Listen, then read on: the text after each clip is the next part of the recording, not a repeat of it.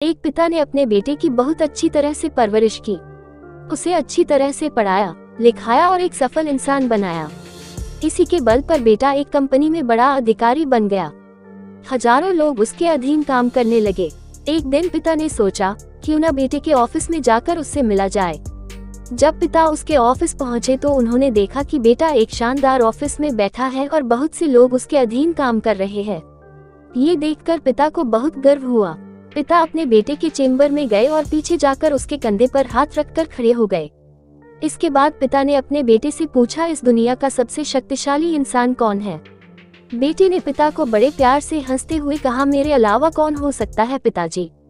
पिता को इस जवाब की आशा नहीं थी। उसे विश्वास था कि उसका बेटा गर्व से कहेगा, पिताजी, इस दुनिया के सबसे शक्तिशाली इंसान आप हैं, जिन्होंने मुझे इतना योग्य बनाया। बेटे का जवाब सुनकर पिता की आंखें भर आईं। वो चेम्बर के गेट को खोलकर बाहर निकलने लगे।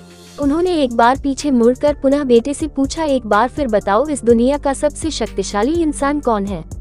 पुत्र ने इस बार कहा, पिताजी, आप हैं इस दुनिया की सबसे शक्तिशाली इंसान। पिता ये सुनकर आश्चर्यचकित हो गए।